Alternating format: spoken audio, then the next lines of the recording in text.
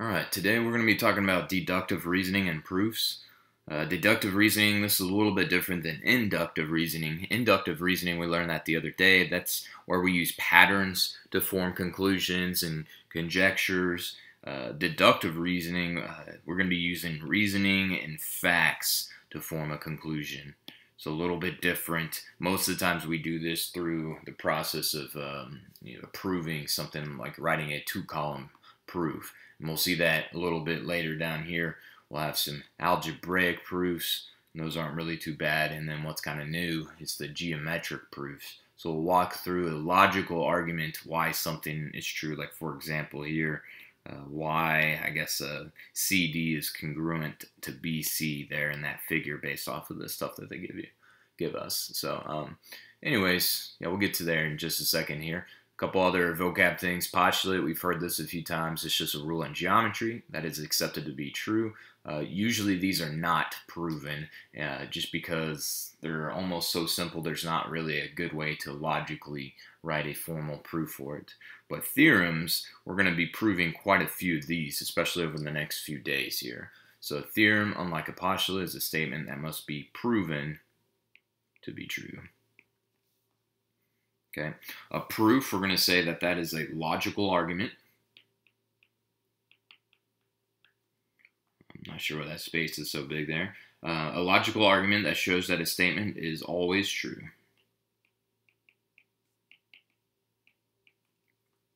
Okay. Two different kinds of proofs that we have. We have a two-column proof and then a paragraph proof. We'll probably do the two-column proofs most of the times there. They're just a little bit easier to follow. They're a little bit easier for us teachers to grade. But you also have the paragraph proofs. I think we'll do one or two of those. But a two-column proof, this lists the statements and reasons starting with the given information and each step that leads to the conclusion in a two-column format. And then a paragraph proof is kind of what it sounds. It gives the statements and reasons in sentence format that create a paragraph.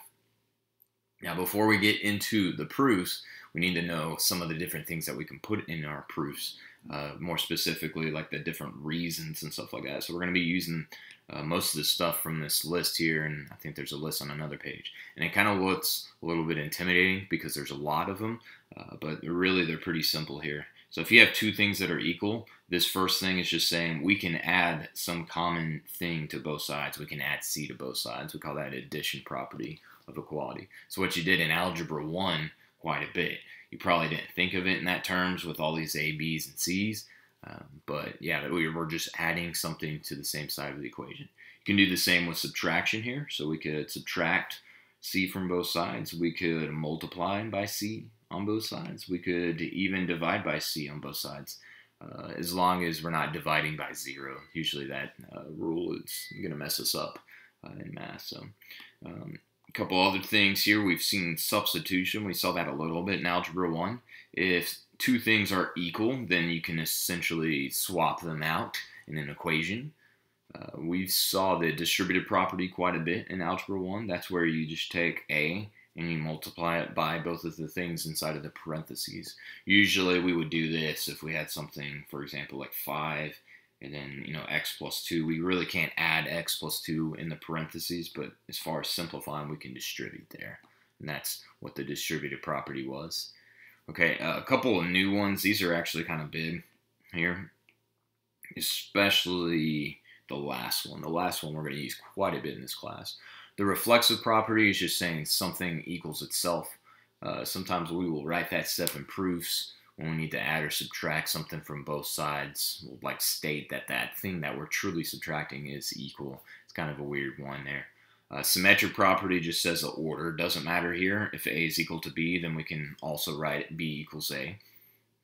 So order does not matter. The big one I want you guys to get here, maybe even want to highlight this one, is a transitive property. We're going to use this one quite a ton here. This is saying if A is equal to B and B is equal to C, then we can jump to this conclusion that A is equal to C. So I like to write myself here a little note here. This is just jumping to a conclusion, essentially. Kind of not writing out, I guess, a couple of the things that are equally, just jumping straight to A equals C right away. And that's the transitive property of equality. Okay, now in geometry, we started talking about things being congruent as opposed to equal. So we're going to kind of look at a few of these same things here, more in the geometry context. So we're talking about congruence here, but all of it's pretty much the same. You can do this with segments and angles. So this is saying that the two segments here, AB is congruent to AB. That's just a reflexive property. You could even say angle A is congruent to angle A, reflexive property right there. Something is congruent to itself. Symmetric property here, doesn't matter the way you write it. If you have AB is congruent to CD, then you can swap the order and say CD is congruent to AB. Same thing with the angles. Okay, the last one, transitive property right here, kind of the same thing. It's the last one. Now we're saying if AB is congruent to CD and then CD is congruent to EF, we're going to jump to that conclusion and say AB is congruent to EF right there. Same thing. You can do the same thing with the angles right there. Okay. Properties of congruence, we don't usually use those in algebraic proofs just because we're not really talking about being congruent. We're talking about being equal. So just kind of look out there for that. So this first section here, all we're going to do here is just practice identifying the different properties here. Maybe try not to look at this list here, see if you can look at it there. So this one here is saying if R is congruent to T and T is congruent to P, then therefore R is congruent to P right there. And that's our transitive property. You can abbreviate these things. Most of the times your teachers are going to be okay with that. If you want to get real fancy here, this is a congruent sign, so we'll say of congruence. Sometimes I'll even get lazy. I won't even write congruence out. I'll just do the symbol for congruence. So just, whatever you want to do there on that. Okay, if NK is congruent to BD, then BD is congruent to NK. I see that they're swapping the order right there, so that'll be your symmetric property.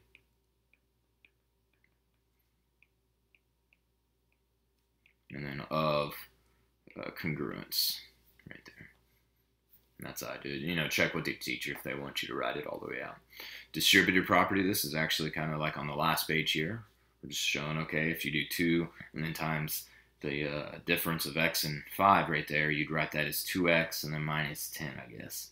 So you're just multiplying both of those two things by 10. Symmetric property, so we're going backwards. You're telling us the symmetric property. So if T is congruent to K, then we're going to say angle K is congruent to angle T. Okay, reflexive property. Reflexive is just saying something equals itself right here.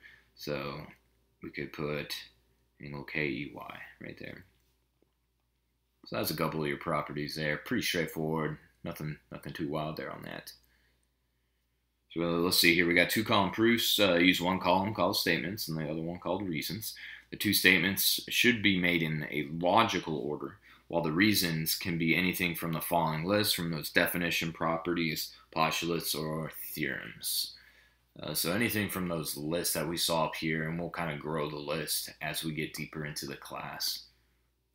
So we're going to prove why, when you start out with this equation, why x is apparently negative 13 over 4. So most of the times, about 99% of the times, your first thing in a proof, in a 2 column proof, if it's the same thing as your given thing here, or yeah, it even says given right there, most of the times this first line here is going to be given. It's usually what you start with. Okay, you have to have some type of starting point. Then after this is where the different reasons are going to come into play here. Now what they're doing from step A to B is, it looks like this 2 came out of nowhere right here. What they're doing actually is multiplying both sides by 2. I guess that's eventually going to help cancel out this fraction. So we call that the multiplication property of equality. And I'm going to abbreviate that right there. Multiplying both sides entirely by 2. It kind of looks like it should be distributive property. That's actually going to come here on this next step. To go from B to C, that's when we truly distribute in right there. So we'll call that the distributive property right there. And actually that one I don't think is a property of equality. You're not doing it to both sides, so just distributive property should be good. Okay. Now from C to D right here, looks like that 3 went away. Sorry. What they're doing is subtracting 3 from both sides. So you're doing all the same steps you did in Algebra 1 right here. So that would be subtraction, and then property of equality.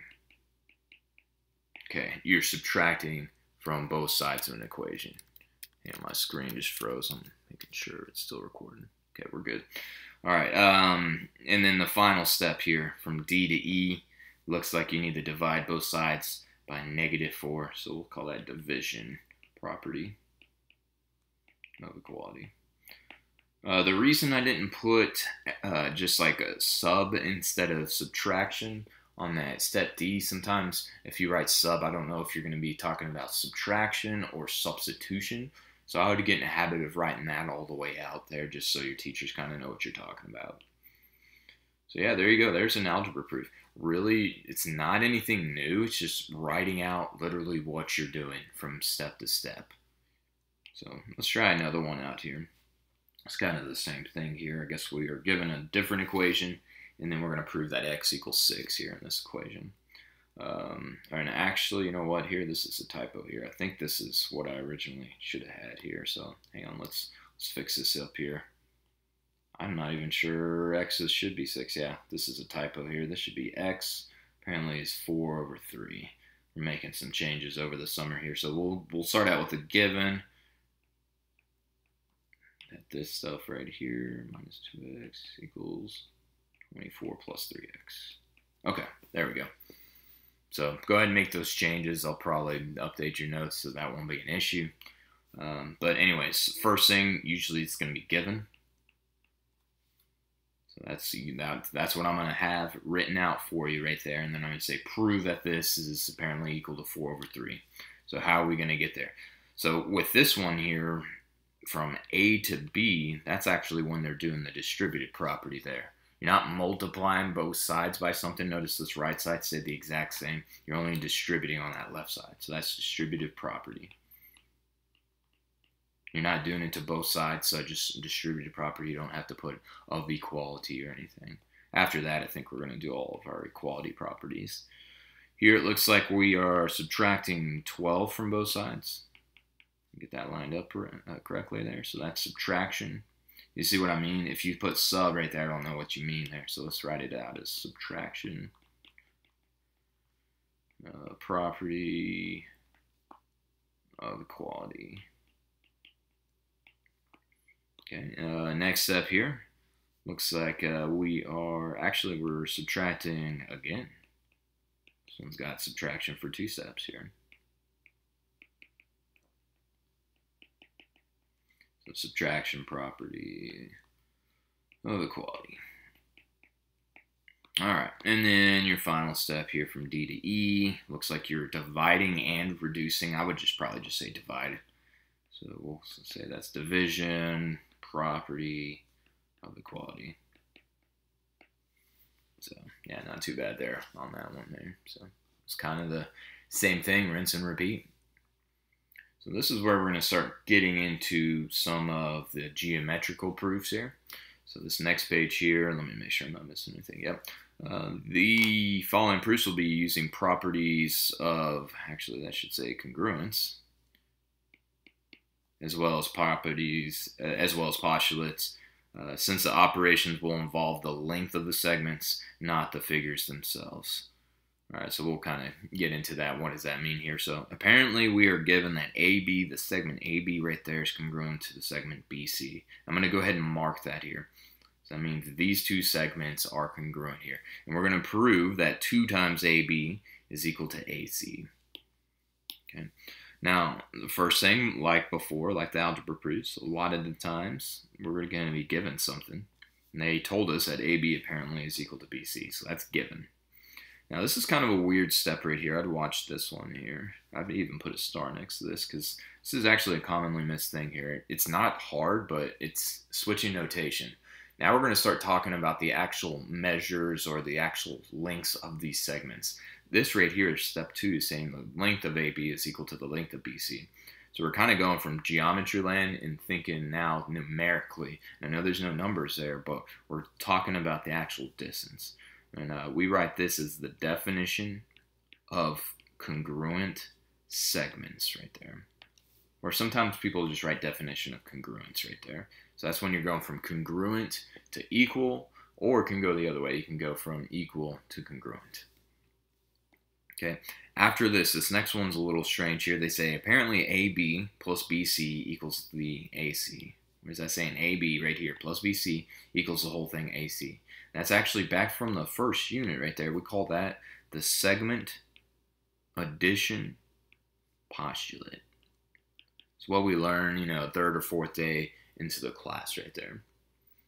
So that's the segment addition postulate. Now this next one looks like it could be the segment addition postulate, but they have different letters. They have AB plus AB equals AC. So it's not a small piece plus another small piece equals a whole. It's two of the same pieces right here. So we got to figure out, and what I want you to focus on is what's different from step 3 to 4. Like what changed in the equation. And hopefully you can recognize that this BC right here actually changed to AB. And the reason we can do that, the reason that works here is because we already said AB and BC are the same. What we're essentially doing is we're swapping this BC out with this AB. It's kind of weird at first here, but we're swapping that BC out with that AB right there. So we call this substitution. That's what happens when we go and swap one piece out.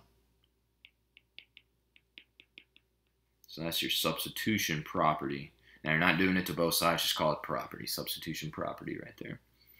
Okay, now since we have two of these AB, you have AP plus AB right there, well, you can combine those up, and that's two of them right there. And I would put something like simplify. You could even say like combine like terms. Whatever you want. Most of the times people will be able to follow you on that right there. I've seen some textbooks will say substitution, like you're substituting a 2AB in for the AB plus AB. Most of the times that won't be necessary there. And there you go. That's a geometry proof. They're a little bit trickier at first. You'll have to practice them to kind of get them down, but that's the that's the geometry proof right there. So we'll do one. It's pretty similar, but a little bit different. And notice we have some stuff on the right and left missing. So apparently we're given AB is congruent to CD. It's talked about right there. AB is congruent to CD. And then B is the midpoint of, or actually, you know what? I marked that wrong there. I'm sorry. AB is congruent to CD. There it is. So those are congruent. And then B is the midpoint of AC. That's actually two of our given things. We have two given things. We have this right here and then that right there. Okay, so actually your first two steps here are both going to be given. We were given that AB is congruent to CD, and then we're also given that B is the midpoint of AC. Now let's go back up here to the picture here, and I want to focus on just AC here. We're saying B right here is a midpoint. We got to think about what that literally means. So think back to day one. If something's a midpoint, what that meant is it cut it in half. So if something's being cut in half, that also means this AB piece right here is congruent to BC right there. So we're actually going to write that out. That's what this following logical order of this proof goes here. If B is the midpoint of AC, then therefore AC must be congruent to, I guess, C, or what is it, BC. I'm sorry, doing this wrong. AB is congruent to the BC segment right there, if I can write it out correctly. So what is that saying? These two segments are congruent because of that midpoint right there. Okay, so the reason you'd put is definition of midpoint, but they already had that put for us, so we're good there on that. And then look at this here. Okay, if we have AB is congruent to CD, and then AB is also congruent to BC, we can jump to this conclusion and say that CD is congruent to BC. Like that right there. Okay, and then that is actually your transitive property when you have a bunch of things congruent or equal to each other and you jump to that conclusion. So that last step here, let me go through that again here. Since we had AB is congruent to CD, and then we also had AB is congruent to BC, we jump from this conclusion saying CD is actually congruent to BC. Transitive property right there. And actually, a ton of the proofs that we're going to use, you're going to use transitive property or substitution at some point. Most of the times, they will use that property. So there you go. Now I like this next one here. You're going to prove that x equals 10 here at the end. So actually, and something I didn't emphasize here, whatever you're proving is always going to be that last step right there. So if you want to go ahead and fill this in, x is equal to 10, that's always going to be your last step. Notice here, this last step right here, CD is equal to BC, or CD is congruent to BC. That was our last step. Notice this proof right here, 2AB is equal to AC. Notice that was our last step there. So this one's got a lot of blanks, but let's see if we can track what's going on here. So first of all, they have all these segments here listed here, and I'm actually going to write them out here. Apparently, AB is 3x plus 8. Okay, BC over here, 6x plus 12. And then AC, the full thing, is 110. Okay, so all of this stuff right here, that was given to us. So we're going to put that for our first line. Okay, and then now they're saying apparently we have AB plus BC equals AC. So let's look at the picture to see if we can help grasp that there. AB plus BC, those two small pieces equal this whole thing right here, AC right there. That's actually, once again, your segment addition postulate like we used up here. So let's write that. That is segment addition postulate. Okay. Now, what's going to happen from here is we're probably going to actually use these algebraic expressions here and plug them into AB plus BC equals AC. We're going to use our formula right there for that. Essentially, just plug everything in right here. So I'm going to go ahead and write that. This should be 3x plus 8, and then 6x plus 12, and then apparently equals 110 right there. And that's kind of what you did on that first unit. We're just now writing it out. Notice they said it was substitution. That's hopefully a good indication on what we need to do from there. So we're substituting in. Okay, and then from here, we're going to take the algebra ourselves here. They didn't write out the rest of the algebra steps. What I would do next is probably combine your like terms up there. I think you got 9x total. You got 8 and 12, so 9x plus, was that 20? And then equals 110. And then I guess we will subtract 20 from both sides. So that'd be 9x equals 90. And then I guess we would divide by 9 at the end and get 10. Let's go back and write our steps. I probably should have done that as we went.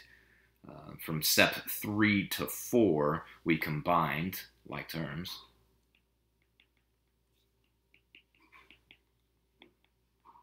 Okay. After that, we subtracted 20 from both sides, so we'll say the subtraction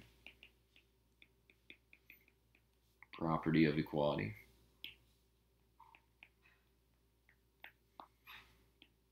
And then finally, we divided at the end, so we'll call that division property of equality. There you go. So that's one. It's kind of a hybrid between the geometrical proofs and then the algebra proofs there. So there you go. All right, a couple more here. This one's probably a little bit of a trickier one here, so let's see if we can make our way through this here. Apparently we got AB is congruent to CD. It should actually say congruent here, but they say equal. But we'll say that that's given. Okay, and that's actually already marked for us. Notice those markings right there. Okay, and we're trying to prove that AC is congruent to BD here. So we're trying to prove that this whole combination of that segment equals this other combination of that segment. And we can kind of make sense of it. Oh yeah, they share this middle thing here. So this is the geometrical proof here. This is a logical argument of why that is here. So apparently they're going to use segment addition postulate. Apparently we're going to say AC plus CD equals the whole thing AD. Okay, and that's not even the pieces we're dealing with yet. That's saying AC, that full thing right there, CD right there, equals the whole thing AD. So yep, that's segment addition postulate. Now, it looks like for this second one here, they use a different combination here. They got AC, and then, let's see here, yeah, AC, and then AB, and then it equals AD. That's kind of weird there. It kind of comes out of nowhere. This piece plus this piece equals that whole thing. Well, that doesn't make sense with the picture, but if we look at the logic right here, if we are looking from here to here, then we can probably go and switch out something here. Notice here that this CD got swapped out with that AB right there. And that's because those are equal right there. So we'll call that the substitution property right there. Okay, so substitution property, we're swapping that out right there. Okay, now this next part here, if you go look, they got AB and BD. Okay, so that's a small piece plus the other piece right there equals the whole thing. That's actually the segment addition postulate again. Except it's a different combination, which is okay. We'll get to that here in a second. So this is kind of the weird step right here. So I'm going to highlight a couple of things here. So we had this right here. After the substitution, we had AC plus AB equals AD. We also had AB plus BD equals AD. And since those are both equal to this same thing here, they're both equal to AD right there, what we're essentially going to do is set the left side, or both of the left sides, equal to each other. If AC plus AB equals AD, and then AB plus BD equals AD, set them equal to each other. All right, and that's actually the transitive property when you do that.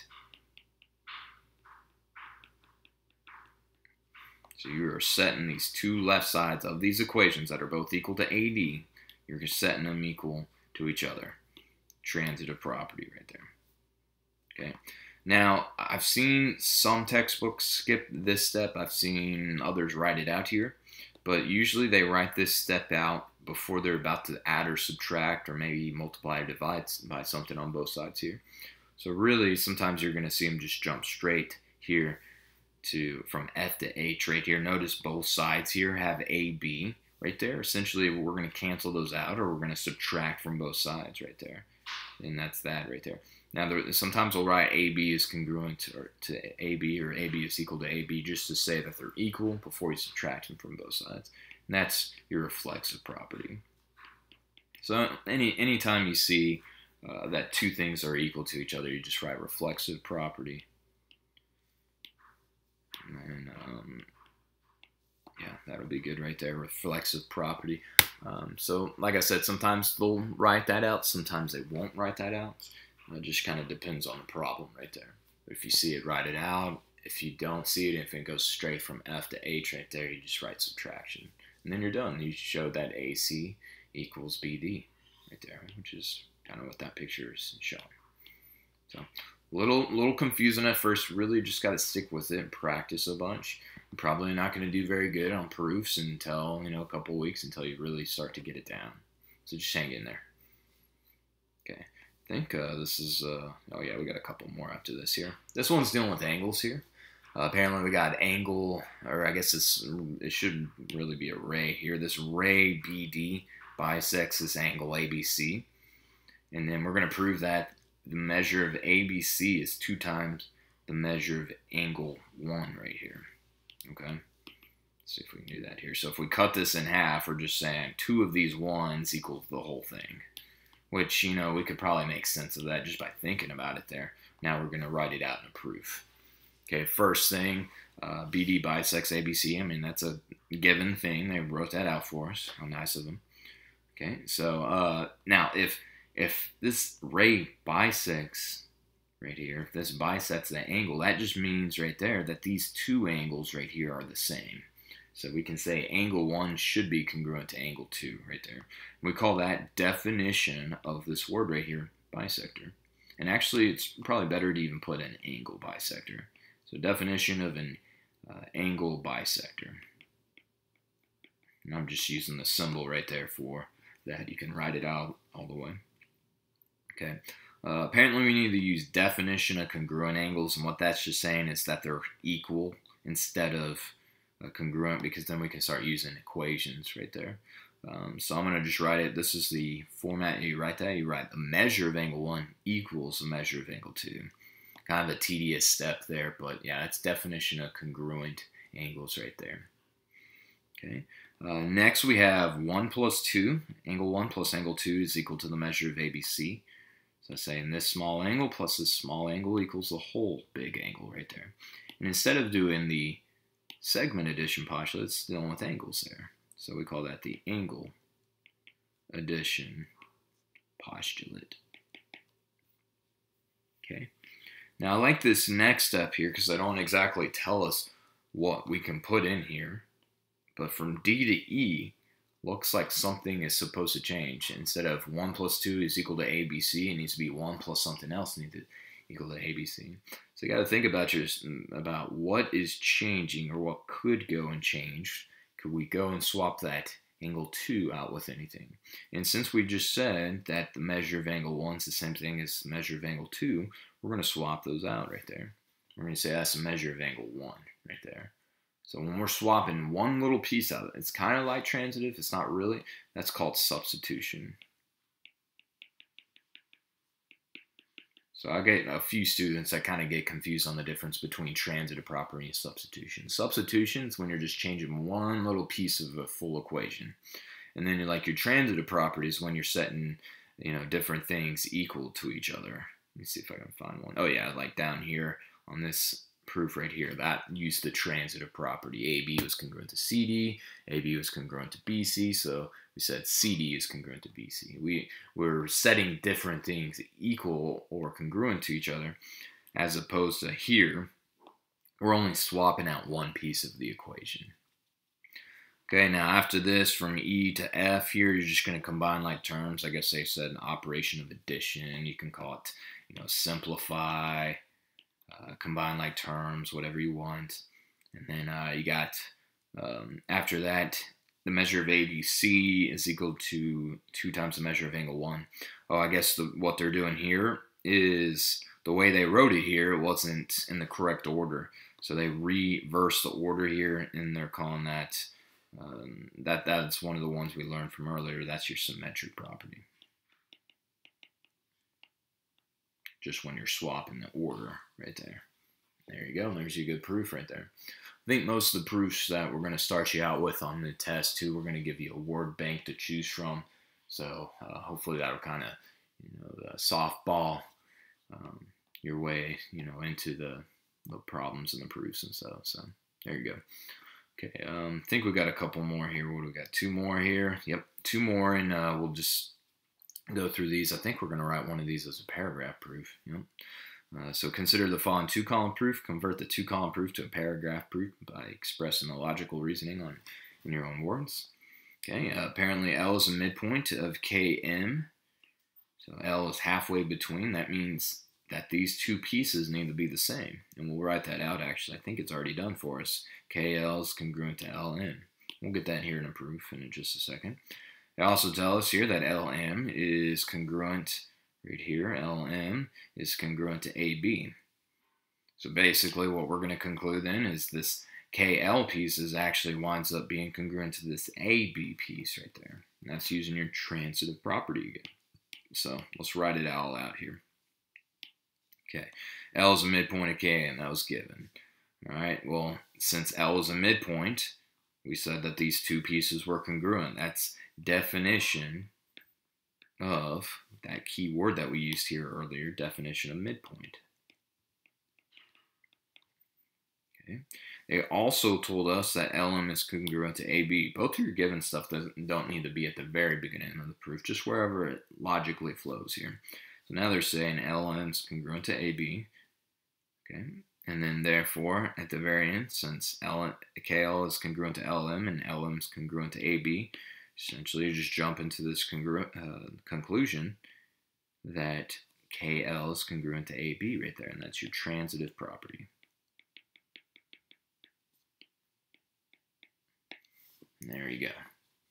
So now what we're going to do is take all this information here and put it together into a 2-column, or I'm sorry, a paragraph proof here. So apparently we started out with 2 segments. The 2 segments at the beginning were KM and AB. 2 segments, so I'll say segment KM, the line abutment, and then AB. Okay, are given with point L being the midpoint of KM. Okay, and it's also given that LM is congruent. And I guess since this is a paragraph proof, instead of doing the symbol, let's go ahead and actually write it out here. Congruent. Write out where we can, I guess, to AB. By definition of a midpoint, we said blank is congruent to blank. That was this right here. It's kind of, going backwards here. Definition of the midpoint, we're saying that KL, the segment KL, is congruent to LN. Okay. And then let's see what's next. Therefore, KL is congruent to AB. At the end, that's what we concluded by that transitive property. The transitive property of congruent segments. And there you go. All right. I believe this is our last one here. So a little bit longer here, but kind of a tricky lesson. Apparently, we're given that angle 1 is congruent to angle 3. That's already marked for us. If it'll let me zoom in. There we go. Angle 1 is congruent to angle 3. Apparently, we're going to prove that EBA, that angle, which is right here, EBA, that angle, is congruent to CBD, that angle right there. And I guess since they both have that angle 2 included right there, and they're congruent, that's why those two larger angles are going to be congruent to one another. And we just need to write it out in a proof. Okay, so let's see what's given here. Measure of angle 1 is equal to the measure of angle 3. We can see that from the picture, and it was written out for this right here. So that was given. Okay. Apparently, we have an angle plus another angle equals EBA. So let's go identify where EBA is. Here it is. So that's angle 2 plus angle 3. So angle 2 plus angle 3 is equal to EBA, angle addition postulate. Now what's kind of weird about this here is going from B to C, something is changing about that equation. And hopefully you can identify here that's angle 3 is changing to angle 1. The reason we can do that is because we already said that those were equal in the first place. And we're swapping just one thing out right there. We call that substitution again. Okay. Now they want us to use angle addition postulate again. It's kind of like a proof a couple of proofs ago. We're using angle addition postulate now dealing with CBD right here. That's a different combination of angles. That's angle 1 and angle 2 right there. And actually, I'm going to rewrite it in this order. I'm going to write angle 2 plus angle 1. There's just the reason I'm doing that there. So we concluded earlier that angle 1 and angle 2 added the EBA just because we swapped something out. And then because of the angle addition postulate, we're saying angle 1 is equal to, angle 2 plus angle 1 is equal to CBD. So since those are both the same thing, like both of these are the same left side of the equation, we're going to set both of these things equal to each other. It's like everything is equal to each other right there. That's called your transitive property. So we set both of these things equal to each other. Let me write that out here for step E right there. Apparently EBA is congruent or equal to the measure of CBD because they both equal 1 plus 2. They equal 1 plus 2 for different reasons, but we concluded that eventually. And then that's the end of your proof right there.